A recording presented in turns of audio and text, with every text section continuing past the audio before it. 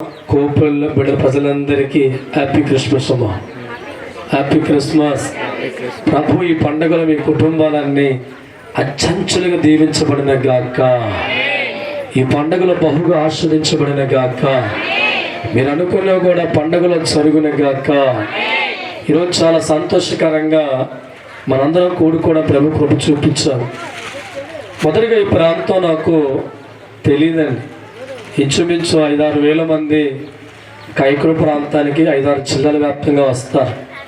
మరి కోపల ప్రాంతం అన్నా తెలియని నాకు ఇదే ప్రాంతంలో సేవ చేయమని దేవుడు ఆజ్ఞ ఇచ్చాడు. నా పిలకించుకో లాక్కొచ్చాడు దేవుడు. స్తోత్రం, హల్లెలూయా.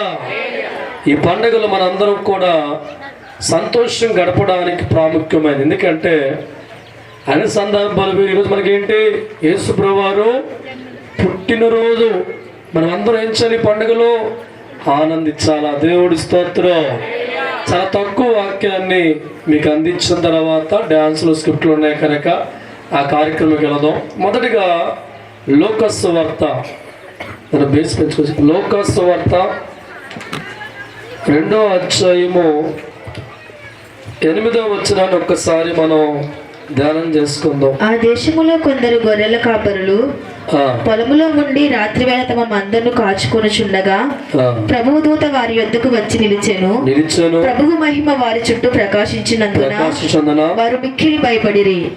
అయితే ఆ దూత భయపడకుడి, ఇదిగో ప్రజలందరికీ కలగబోవు మహా సంతోషకరమైన సువర్తమానము నేను మీకు తెలియజేయుచున్నాను. చాలు, దేవుడి స్తోత్రం. చదవబడుతున్న దేవుడి వాక్యాన్ని మనం బాగా పరిశీలిస్తూ ఉంటే, ఆ ప్రాంతంలో గొల్లవారు రాత్రికాలం అందు గొర్రెలని ఒక చోట సమకూర్చి వారందరూ కూడా చలి కాచుకుంటూ వారు కూర్చున్న సందర్భంలో ఒక భయంకరమైన వెలుగు వారి మధ్యకి రావడం వారు చూశారు. దేవుడి స్తోత్రం. ఆ వెలుగుకు వారు భయపడుతున్న సమయంలో దేవదూతలు చెప్తున్న మాట, ప్రజలందరికీ కలగబోయే శుభవర్తమానము. దేవుడి స్తోత్రం. ఈనాడు చాలా మంది జీవితాల్లో యేసు ప్రభువారు మా దేశం సంబంధించిన కాడండి అని కొంతమంది మాట్లాడుతూ ఉంటారు. అనేక మనుషుల నోట వచ్చిన మాట మనం గమనిస్తూ ఉంటే, యేసు పుట్టిక మాకు సంబంధం లేదండి అనే మనుషులు కనబడతారు. కానీ దేవుడు వాక్యం అంటుంది, ప్రజలందరికీ, ప్రపంచంలో ఉన్న 700 కోట్ల మంది కూడా సువార్త అందరి చెంది తప్పకూడదు గట్టిగా హల్లెలూయా. ఒక వర్గానికి సంబంధించిన సువార్త, ఒక ప్రాంతాల సువార్త కాదండి, ప్రజలందరికీ. బైబిల్ అంటుంది, భూమి మీద పుట్టిన ప్రతి మనిషికి కూడా శుభవార్త. ఏ దేశంలో పుట్టినా, ఏ ప్రాంతంలో పుట్టినా, ఏ స్థలంలో పుట్టినా, ఏ రాష్ట్రంలో పుట్టినా, భూమి మీద ఉన్న ప్రతి మనిషికి కూడా ఒక శుభవార్త కింద దేవదూతలు మాట్లాడుతూ ఉన్నాయి. ఈనాడు చాలా మంది ఈ యేసు పుట్టిక శుభవార్త మాకు చెందింది కాదు అనుకున్న వారు ఉన్నారు, మా ప్రాంతానికి సంబంధించింది కాదు అనుకున్న వారు ఉన్నారు. కానీ బైబిల్ అంటుంది, ప్రపంచానికి సువార్త. 700 కోట్ల మంది ఉన్న ప్రతి మనిషికి కూడా శుభవార్త. తెలుసా, దావీదు పట్టణమందు నేడు రక్షకుడు పుట్టి ఉన్నాడు. దేవుడి స్తోత్రం, హల్లెలూయా. లోకములో ఉన్న ప్రతి మనిషికి కూడా ఈ సువార్త చెందుతుంది. మానవుడిగా పుట్టిన ప్రతి ఒక్కరికి కూడా ఈ సువార్త అనేది వర్తిస్తుంది. ఎందుకంటే దేవుడు ఒక వర్గం కోసమే యేసు ప్రభువును పుట్టించాలా, ఒక జాతి కోసమే యేసు ప్రభువును పుట్టించాలా, ఒక రాష్ట్రం కోసమే యేసు ప్రభువును పుట్టించాలా, ఒక మండలం కోసమని యేసు పుట్టించాలా. ప్రపంచంలో ఉన్న ప్రతి ఒక్కరు కూడా యేసు పుట్టిక ప్రధాన పాత్రగా ఉండడానికి దేవుడు పుట్టించాడు. నా ప్రియమైన దైవజనమ, ఈరోజు దేవుడి వాక్యాన్ని బాగా పరిశీలిస్తూ ఉంటే, ప్రజలందరి కలగబోయే మహా సంతోష వర్తమానం మీకు తెలియచేయుటకు మేము వచ్చి ఉన్నాము. దావీదు పండు రక్షకుడు మీ కొరకు పుట్టి ఉన్నాడు. దేవుడి స్తోత్రం. ఎవరి కొరకు పుట్టాడంట? మనుషులందరి కొరకు ఒక ఆయన పుట్టాడు. ఈరోజు మన జీవితాల్లో ఈ యొక్క వాక్యాన్ని బలంగా మనం అంగీకరించాలి. ప్రతి మనిషి కొరకు కూడా దేవుడు పుట్టాడు. ప్రపంచంలో ఏ మూల ఎవరు ఉన్నా వారందరి కొరకు ప్రభువు పుట్టారు. ఇది ఒక ప్రాంతానికి చెందింది కాదు, ఒక రాష్ట్రానికి చెందింది కాదు, ఒక దేశానికి చెందిన వర్తమానం కాదు. కానీ భూమి మీద ప్రపంచవ్యాప్తముగా ఎన్ని కోట్ల మంది ప్రజలైతే ఉన్నారో వారందరి కొరకు కూడా రక్షకుడు పుట్టి ఉన్న విషయాన్ని మనం అందరం నమ్మాలి. దేవుడు స్తోత్రం. అయితే చాలా మంది క్రిస్మస్ పండుగ నాకు అర్థమవుతుంది, ఒక యాప్లుగా తీసుకెళ్ళాలి అనుకుని తీసుకొస్తూ ఉంటారు. ఈరోజు చాలా మంది 2 రకాల భక్తులు కనబడుతూ ఉంటారు. సంవత్సరం పొడుగున వారు దేవుడి మందిరంలో ఉండరు, కానీ ఇటువంటి క్రిస్మస్ టైంలో 2 యాప్లికలు కొనుక్కొని పక్కన కిస్మిస్ పండుగ, ఏ పండుగ ఏం పండుగ అని చెప్పుకొని వచ్చి కూర్చుంటారు. అసలు యేసు ఎందుకు పుట్టాడు నీకు అర్థమైతే, ఎందుకు పుట్టవలసి వచ్చింది మనకు అర్థమైతే, జీవితకాలం అంతా ప్రభువుని గుండెల్లో దాచుకుంటా తప్పకుండా సరే. హల్లెలూయా. ఈనాడు చాలా మంది క్రైస్తవులకైనా, లోకల సహోదరులైనా, అన్యులకైనా క్రిస్మస్ పండగ అంటే 4 టెంట్లు వేస్తారు. ఆ పండగలో దేవుడు నమ్ముకుని ఒక అడ్డుపలగలి అనుకునే భావంతో ఉన్నారు తప్ప అసలు యేసు ఎందుకు పుట్టాడు, ఎవరి కోసం పుట్టాడు, ఆయన పుట్టడం వల్ల మనకి ఏంటి లాభము అనే ఆలోచన అర్థం కాని క్రైస్తవులు ఉన్నారు, అర్థం కాని మన తోటి సహోదరులైన అన్యులు ఉన్నారు. దేవుడు స్తోత్రం. ఒక్కసారి బైబిల్లో చూద్దాం. మత్తయి సువార్త 1వ అధ్యాయము 21వ వచనాన్ని ధ్యానం చేసుకుందాం. ఆమె ఒక కుమారుని కనును, తన ప్రజలను వారి పాపముల నుండి ఆయనే రక్షించును. చాలు. దేవుడు స్తోత్రం. మనిషిగా మనం ఒంటి మీద మట్టంటుకుంటే నీళ్ళతో కడిగి పోగొట్టుకుంటాం. శరీరం మీద ఏదైనా మరకలు అంటుకుంటే మంచి సబ్బు వాడి దాన్ని తొలగించుకుంటాం. బట్ట మీద ఏదైనా మచ్చపడుతూ ఉంటే అనేక రకాల సబ్బులు వాడి తొలగించుకుంటాం. కానీ మనిషి జీవితంలో ఉన్న పాపం తొలగించే అధికారం మనిషికి లేదు. మనిషి జీవితంలో ఉన్న పాపం అనే తొలగించకపోతే ఆ మనిషి దేవుడు రాజ్యానికి కానీ, దేవుడు సత్సంబంధిగా కానీ, దేవుడి చేతుల్లో ఉన్న ఆశీర్వాదం పొందుకోవడానికి అర్హుడు కాడు. కనుక ప్రపంచంలో మానవ జాతి మీద ఉన్న ప్రతి పాపమును, ప్రతి పాప మరకను తొలగించడానికి ఒక ఆయన పుట్టాడు. దేవుడు స్తోత్రం. హల్లెలూయా. మనిషి జీవితంలో ఉన్న పాపాన్ని తొలగించే అధికారం మనుషులకి లేదు. మన పాపాన్ని ఎవరు తొలగించే అధికారం కలిగిన వారు భూమి మీద పుట్టల. మనుషుల జీవితాల్లో ఉన్న పాపం తొలగించబడాలంటే పాపము లేనివాడై ఉండాలి. మనుషుల జీవితాల్లో ఉన్న పాపం అనే మచ్చ తొలగించబడాలంటే పాపములో పుట్టినవాడు కాకుండా ఉండాలి. మనిషి జీవితంలో ఉన్న పాపం తొలగించకపోతే మానవ జాతి ఎప్పటికీ పరలోకం చేర్చబడే అవకాశం లేదు. దేవుడితో ఉండే అవకాశం కూడా లేదు. దేవుడి ద్వారా వచ్చే మేలు పొందుకునే అవకాశం కూడా లేదు. కాబట్టి తన ప్రజల పాపము నుండి విడిపించబడ్డానికి ఒక రక్షకుడు మనందరి కొరకు పుట్టాడు. దేవుడు స్తోత్రం. నా ప్రేమనంత అవజనమా, ఆయన పుట్టిక చాలా ఆశ్చర్యకరంగా ఉంటుంది. గమనిద్దాం. ఆయన పుట్టిక అనేక ప్రవక్తలు ఆయన పుట్టుక మునిపే ఆయన గురించి ఎన్నో బోధించాం. ప్రజల పాపంలో విడిపించబడ్డానికి, రక్షించబడ్డానికి, దేవుడికి దగ్గరగా మార్చబడ్డానికి ఒక ప్రవక్త పుడతాడు. ఆయన పేరు యేసుక్రీస్తు. ఆయనే ప్రజల పాపం విడిపించే దేవుడు అని చెప్పి ఆయన పుట్టుక మునుపు అనేక ప్రవక్తల్లో చెప్పించబడింది. ఆయన పుట్టిన తర్వాత కూడా అనేకులా చెప్పబడుతుంది. దేవుడు స్తోత్రం. హల్లెలూయా. ఈ రోజు నీ ఒంటి మీద ఉన్న మచ్చ తొలగించుకునే అవకాశం నీకుంది, కానీ నీ బట్ట మీద ఉన్న మచ్చ తొలగించే అవకాశం నీకుంది, కానీ మనిషి జీవితంలో ఉన్న పాపం తొలగించే అధికారం, అవకాశం మనకి లేదు. కనుక యేసుక్రీస్తు పుట్టుక వలన మానవ జీవితంలో ఉన్న పాపం తొలగించే ఒక కృప చూపించేవాడికి ఈ లోకంలో పుట్టా. దేవుడు బట్టి, యేసును బట్టి మన జీవితాల్లో ఉన్న పాప మరకలన్నీ కూడా కొట్టివేసే అవకాశాన్ని కల్పించాడు. అందుకే దేవుడి వాక్యం అంటుంది, తన ప్రజలను పాపము నుండి విడిపించడానికి రక్షకుడైన యేసుక్రీస్తు ప్రభువారు ఈ లోకంలో పుట్టాడు. దేవుడి స్తోత్రం. ఆయన పుట్టిక మానవ జాతికి ఆశీర్వాదం. ఆయన పుట్టిక మనుషుల మనుగడకి ఆశీర్వాదం. యేసుక్రీస్తు లోకంలో పుట్టి ఉండకపోతే మనకి క్షమాపణ దొరికేది కాదు, పాప విమోచనకరమైన వారిగా మారేవాళ్ళం కాదు.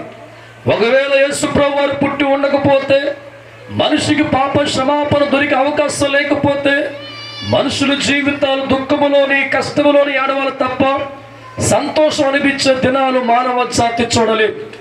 పైగా మానవుడు తండ్రితో కలిసి అవకాశం అసలు లేదు. పైగా మానవుడు ఈ లోకం నుంచి పరలోకం వెళ్ళే అవకాశం లేదు. ఇంత మహాకార్యాలు జరగడానికి, మట్టి మనిషి మహాత్ముడితో ఉండే అవకాశం కల్పించడానికి, ప్రతి మనిషి కూడా దేవుడి చేతుల్లో ఒక ఆశీర్వాదం పొందుకోవడానికి, ప్రతి మనిషి కూడా దేవుడు బట్టి గొప్పవాడిగా మారడానికి, తండ్రైన దేవుడికి మనిషి దగ్గరగా మార్చబడ్డానికి, నీకు నాకు మనందరికీ మధ్యవర్తిగా రక్షకుడైన యేసుక్రీస్తు ప్రభువారు మనందరికీ జన్మించిన దేవుడు స్తోత్రం. రక్షకుడు పుట్టినాడంట, జనులందరికీ శుభవార్త. రక్షకుడు పుట్టినాడంట, ప్రజలందరికీ శుభవార్త.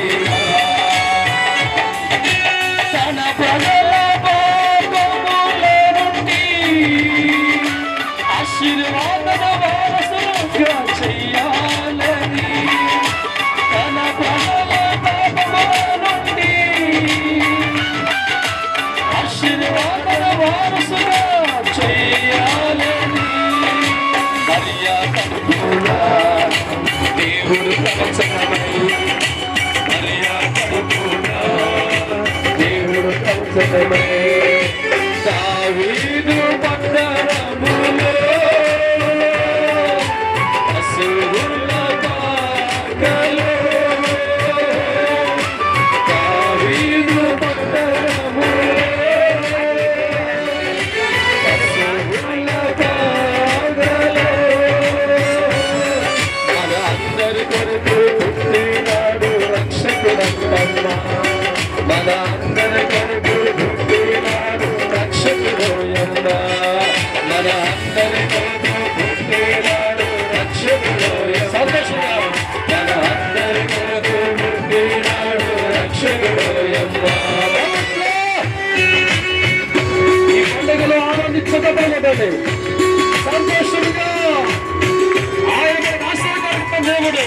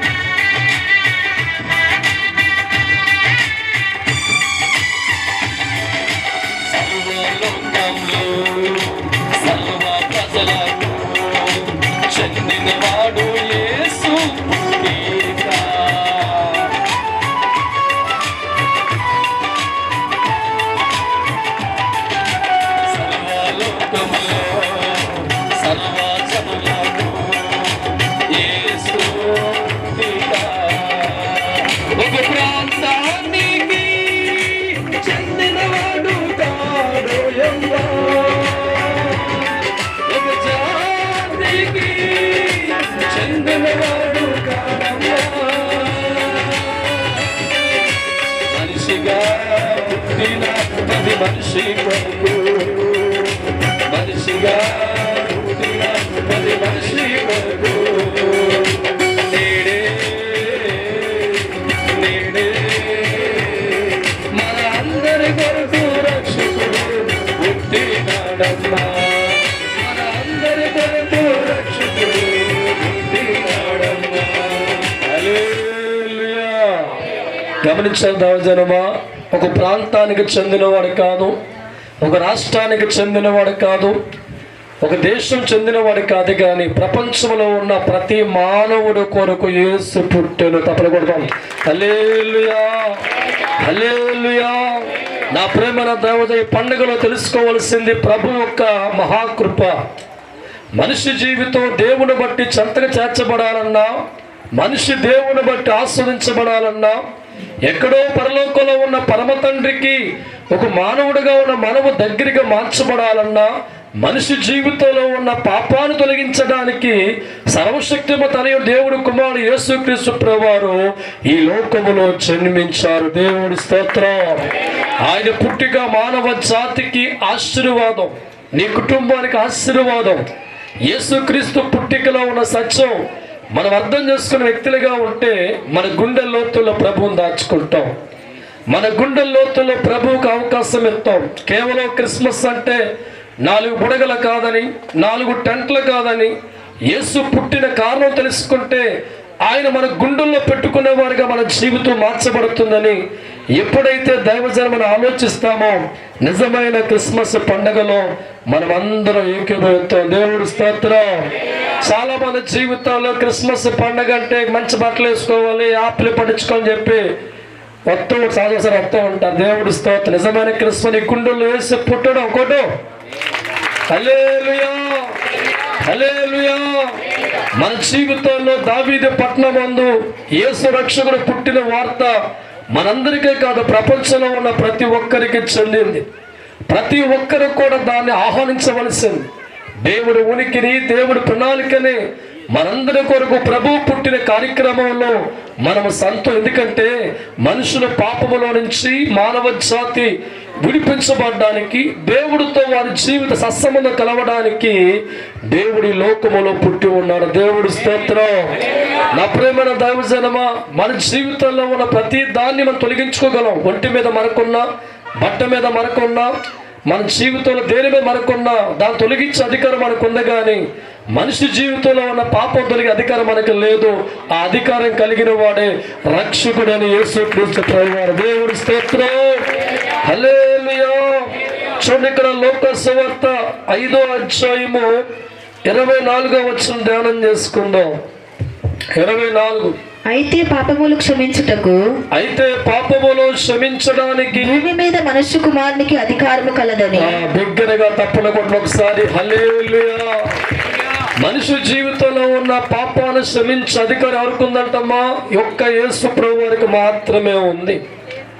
దేవుడు వాక్యం అంటుంది, మానవ జాతి మీద ఉన్న ప్రతి పాపాన్ని క్షమించే అధికారం మనుష్య కుమారుడైన యేసు ప్రభువారికి ఉన్నట్లుగా మనం గుర్తించాలా.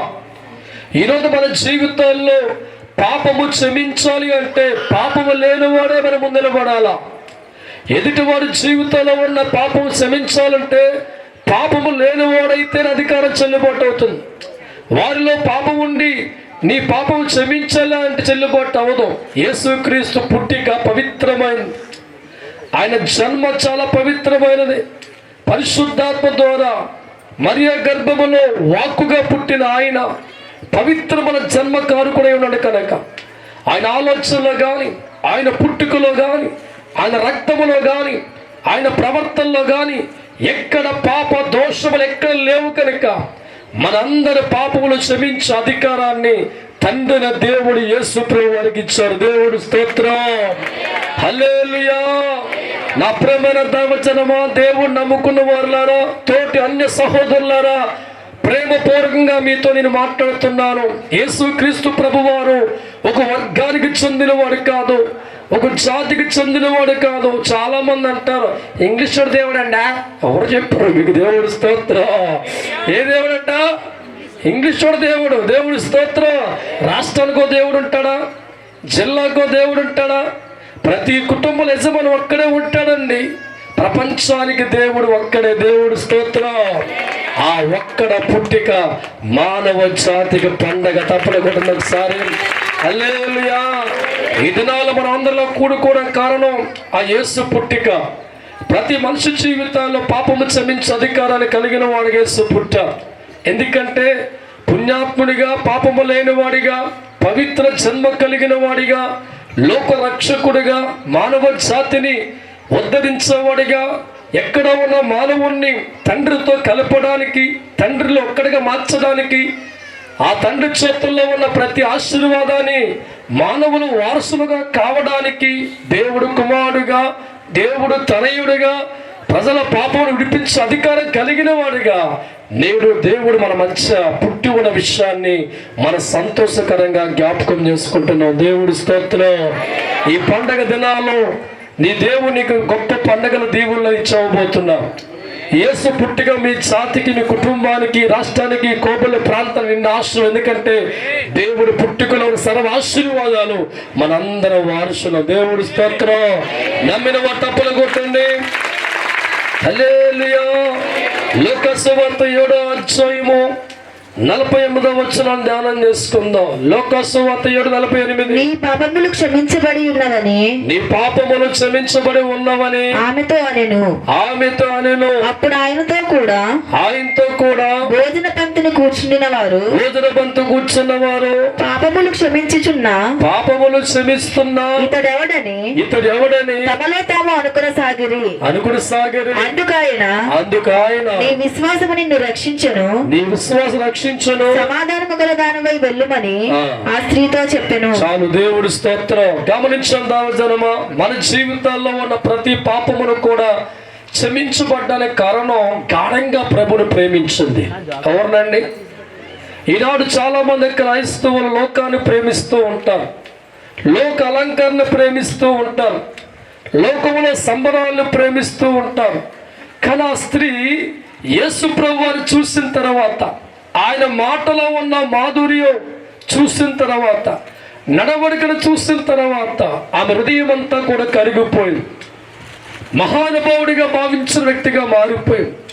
యేసు ప్రభువుని గాఢంగా ప్రేమించిన వ్యక్తిగా మారిపోతున్నప్పుడు దేవుని నోట వచ్చిన మాట, తన పాపములు క్షమించబడ్డాయి. దేవుడు స్తోత్రం. ఆమె నమ్మింది, ఈయనే రక్షకుడని. నా జీవితంలో ఉన్న ప్రతి పాపము క్షమించబడితే తప్ప దేవుడికి దగ్గరగా మార్చబడాలనుకున్న ఆమె జీవితంలో దేవుడికి దగ్గరగా మారడానికి ముందు హృదయములో దేవుణ్ణి ప్రేమించడం మొదలుపెట్టి యేసు ప్రభువుని గుండెల్లో దాచుకునే స్థాయికి ఎదిగింది ఆ లోకంలో ఉన్న స్త్రీ. ఈనాడు చాలా మంది క్రైస్తవులు క్రిస్మస్ పండుగ ఒక్కరోజే కనబడతారండి. మిగతా 11 నెలల 20 రోజుల మట్టిగా లోకమంతా తిరుగుతుంది. దేవుడు స్తోత్రం. కొంతమంది దేవుడు మందిరానికి రావయ్య బాబు అని భార్య బతిమలుకుంటే క్రిస్మస్ పండుగ వస్తావా ఏంటి అయ్యా, ప్రతిరోజు మందిరం రమ్మంటే కొంతమంది భర్తలు అంటారు పండుగ వదలగా అని చక్కన సంవత్సరం మొత్తం ఒక్కసారి గుడికి వస్తారు. ఒక్కసారి పండగ వచ్చేటప్పుడు ఖాళీగా వెళ్తామని చెప్పి 4 యాపికలు కొనుక్కొని ప్రభువుకి ఇచ్చి ఈ సంవత్సరం మనం దీవించే ప్రభు. దేవుడి స్తోత్రం. హల్లెలూయా, హల్లెలూయా. కానీ మీ జీవితం గమనిస్తూ ఉంటే దేవుడు ప్రేమ సంపాదించుకున్న స్థాయికి ఎందుకు ఎదిగింది మనం ఆలోచిస్తే, లోకమంతా లోకపరమైన ఆలోచన వదిలిపెట్టి యేసును ప్రేమించడం మొదలుపెట్టి, ఈయనే రక్షకుడు, ఈయనే నా జీవితంలో మార్చగలిగిన వాడు, ఈయనే నా కుటుంబం దీవించగలిగిన వాడు. ఈ రక్షకుడు వద్దకు వచ్చినట్లయితే, ఈ రక్షకుడిని గుండెల్లో దాచుకునే వ్యక్తులుగా మారినట్లయితే నా జీవితం అంతా పండుద్ది అనుకున్న ఈమె ప్రభువు దగ్గరికి రావడం ప్రారంభించింది. ప్రభువు ముందు మోకరించడం ప్రారంభించింది. హృదయం నిండా ప్రభువు నింపుకుంటూ ఉంటే ఆనాడు ప్రభు పలికిన మాట, అమ్మా నీ పాపములు క్షమించబడ్డాయి. దేవుడి స్తోత్రం. హల్లెలూయా. ప్రియమైన దైవజనమా, యేసుని గుండెల్లో పెట్టుకున్నావా, గోడ మీద పెట్టి ఆరాధిస్తున్నావా? ఒకసారి ఆలోచించి, ఈ క్రిస్మస్ పండుగ నీ గుండెల్లో దేవుడిని కోరుకుంటున్నావు. ప్రతి హృదయములో దేవుడు పుట్టాలి ఆశపడుతూ ఉన్నాం. కేవలం ఒక్కరోజు మాత్రమే క్రిస్మస్ పండగ కాదండి, బ్రతికినంతకాలం గుండెల్లో పండగ జరగాల. దేవుడు స్తోత్రం, హల్లెలూయా. ఇక్కడ కూర్చున్న మీ గుండెల్లో యేసు రావడానికి అవకాశం ఇచ్చేవారిగా మారితే నిజమైన క్రిస్మస్. మీ గుండెల్లో ప్రభువుకు చోటిచ్చేవారిగా మారగలిగితే నిజమైన క్రిస్మస్. ప్రతి నిత్యము కూడా మీ గుండెల్లో దేవుడికి స్థానం ఇచ్చి ఆనందించే వ్యక్తులుగా మారగా నిజమైన క్రిస్మస్. ఎందుకంటే ఆయన గుండెల్లో చోటు కోరుకునే దేవుడిగా, ప్రతి మానవును కూడా అభివృద్ధిపరిచే దేవుడిగా, ప్రతి జాతిని అభివృద్ధిపరిచే దేవుడిగా, ప్రపంచం అభివృద్ధిపరిచే దేవుడిగా, ఒక్క కోసం కాకుండా ప్రపంచంలో ప్రతి మానవుడి కొరకు పుట్టినవాడు కనుక ఎవరైతే ఆయన గుండెల్లో చోటిస్తారో, ఎవరైతే గుండెలో దాచుకుంటారో వారి గుండె గుళ్ళు ఉదయించబడతాయి, వారి కుటుంబం ఉదయించబడతాయి, వారి జీవితం ఉదయించబడతాయి. వారి అభివృద్ధి పరచేవాడిగా యేసు ఉన్న ఆ చోటు, యేసు ఉన్న ఆ గృహం, యేసు ఉన్న ఆ స్థలం దేవుడు బహుగా ఆస్వాదించడానికి రక్షకుడికి లోకానికి వచ్చాడు. దేవుడు స్తోత్రం. అందుకే దేవుడు వాక్యం అంటుంది, యేసు ప్రభువారు వార్త ఒక ప్రాంతానికి చెందింది కాదు, ఒక వర్గానికి చెందింది కాదు, ఒక జాతికి చెందింది కాదు, ఒక రాష్ట్రానికి చెందింది కాదు, ఒక దేశం చెంది కాదు, కానీ ప్రపంచములో ఏ మూల ఎక్కడ జనులు ఉన్నా వారందరికీ వర్తించే వార్త, దావీదు పట్టణం నేడు రక్షకుడు పుట్టి ఉన్నాడు. దేవుడు స్తోత్రం. అయితే రక్షకుడు పుట్టడానికి కారణం నీకు అర్థం కావాలా. ఎందుకు పుట్టాడంటే తన ప్రజల పాపములోంచి విడిపించి దేవుడికి వారసులుగా మార్చబడ్డానికి మధ్యవర్తిగా యేసు ప్రభువారు పుట్టినట్లుగా బైబిల్ మనతో పంచుకుంటూ ఉంది. ఈ రక్షకుడు కోరుకుంటున్నాడు నీ హృదయంలో కూడా ఉదయించాలని, నీ మనస్సులో కూడా ఆయన పుట్టాలని కోరుకుంటూ ఉన్నాం. ఈ పండగ దినాలలో దేవుడు వర్తమానం అందుకున్న మీరందరూ కూడా ఈ కోపల్ల ప్రాంతంలో తొలిసారి పడుతున్న క్రిస్మస్ పండుగలో మీరందరూ వచ్చి మీ హృదయాల్లో యేసు క్రీస్తు ప్రభువారు ఉదయించునుగాక, ఉదయించునుగాక, ఉదయించునుగాక. చిన్న ప్రార్థన చేసుకొని, ఎందుకంటే ఇవాళ ఎక్కువ కార్యక్రమాలు ఉన్నాయి కనుక చిన్న ప్రార్థన చేసుకొని మిగతా కార్యక్రమం కళ్ళు మూసుకుందాం.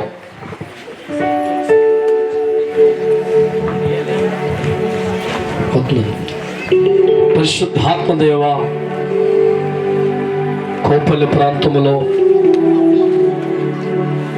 ఈ క్రిస్మస్ పండగ ఏర్పాటు విషయంలో మా అందరికీ కృప చూపిన తండ్రి నీకు వందనాలు.